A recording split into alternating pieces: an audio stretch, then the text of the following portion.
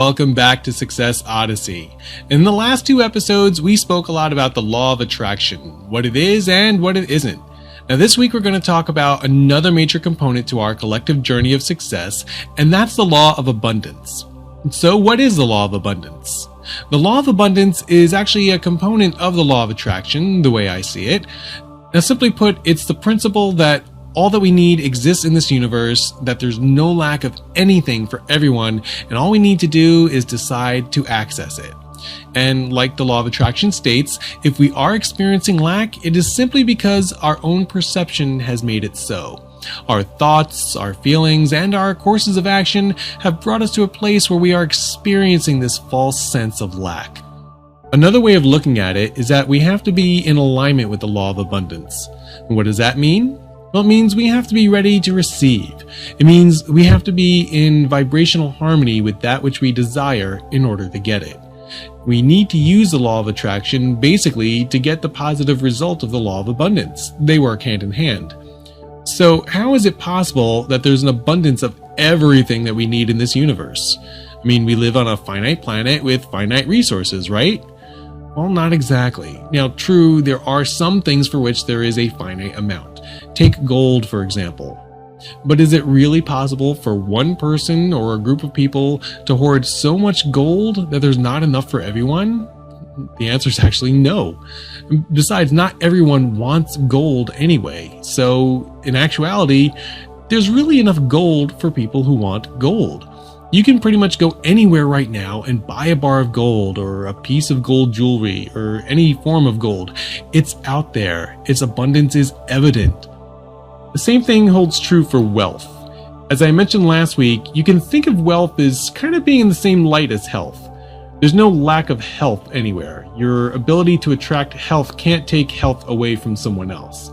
There's no limit to the health needed to be healthy in our universe.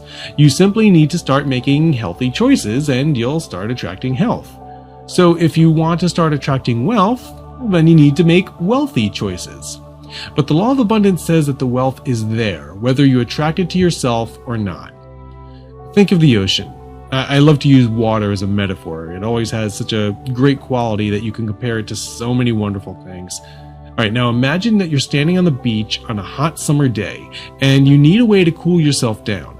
Well, what's right in front of you? That's right, an abundance of water that's connected to every other source of water on the planet. And you only have to go into the water to accept what it has to offer. You're not using up anyone else's water by bathing in it. It's there for you should you choose to use it.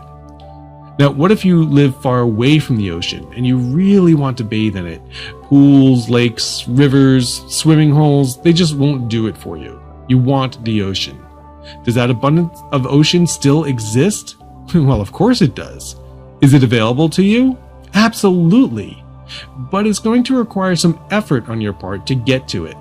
You have to know where you want to go, believe that you can get there, and then take action to get yourself there. Okay, now imagine the ocean being filled with $100 bills. This is another metaphor, by the way. Now, there might be a finite amount of money that can fill the ocean, but is it enough for you and everyone else? You bet. The question is, how much of it can you collect? Are you able to grab money and carry it in your arms? But what if you got a bucket, or a wheelbarrow, or a dump truck? How much of it do you want? Whatever it is, it's there for the taking, and you're not depriving anyone else by getting it, as long as you're not doing anything dishonest, obviously, but all you have to do is put yourself in a position to receive it. Another favorite water metaphor of mine is to think of an empty cup. Let's say you're very thirsty and you have this empty cup in front of you. Let's say you happen to be somewhere where there's one of those water coolers that's connected to the plumbing system in the building. So you have your thirst. And quenching your thirst is your desire to take action. You have a belief that the water cooler will supply you with more than enough water to satisfy you. Now, there's no way you'd ever think of using the water cooler if you didn't want the water enough, and if you didn't believe that there was enough water for you in the cooler to drink. So now that you have that desire and you have that belief, you then take action. You go to the cooler, you put your cup under the faucet, you press the button, you fill the cup, and you drink your water. It's that easy, right? Well, it can be just as easy for you to attract anything that you want to manifest in your life. let's say instead of a cup, you have an empty wallet or an empty bank account. Now, what's the most common thing to do when you have that kind of situation? You probably start to feel bad about your situation, anxiety about the bills you have to pay. You may even be working hard and still not getting enough money. Why? Because while you may want the money, the desire is still there, and you may have the belief that there's enough money for you out there for you, you might not yet believe that it's accessible to you. But just like that cooler, it's there. And that cooler might be right in front of you. You just have to believe that you have the ability to access it, and then take the right action and fill your cup. Don't let your fears, your insecurities, or anxieties stop you. Just believe and act. Okay, once again, I want to make a disclaimer if you hear some interesting sounds in the background. I do have my 9-month-old son, David, with me, so that's who you might be hearing in the background. Also, I want to say that these episodes, you can start to see now that they're going to start getting shorter, for the most part. When I have interviews or discussions, they'll bound to be a bit longer, but for the most part, I'm going to try to keep these kind of short. Alright, now it's time to check your homework. Now, if you haven't been doing the assignments, don't worry, you can catch up. In the past few weeks, we've been keeping a success journal, and I've asked you to pick one clear, solid, tangible, specific goal for this year, write it down, visualize that goal, write a journal entry as if it were the day that you achieved that goal, meditate on the feeling of that day daily, and then finally identify the challenges that might prevent you from achieving those goals. Now that you've identified the challenges, your next assignment is to identify the solutions to those challenges.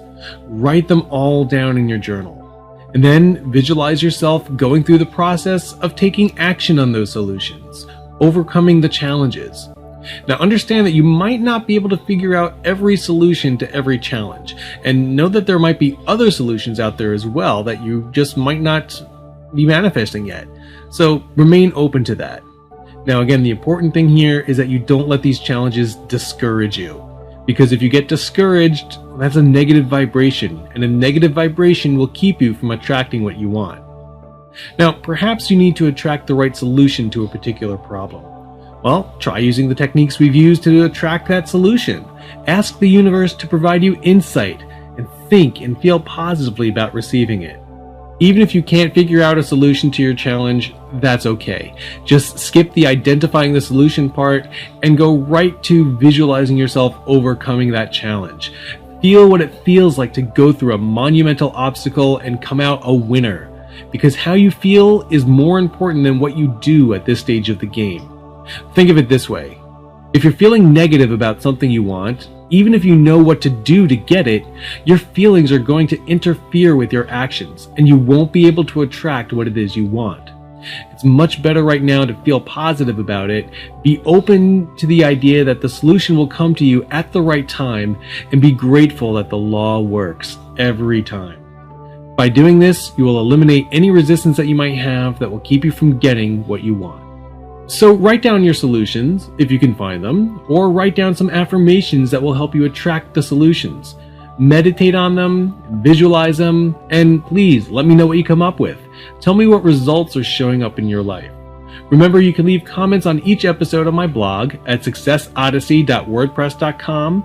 You can email me at successodysseypodcast@gmail.com, or leave a comment on the Facebook page. And you can look for the temporary link on the blog page, as a permanent link will be forthcoming. And don't forget to like the Facebook page too, and get other people to like it as well. The sooner that I have 25 people liking the page, the sooner I can create a permanent link for it.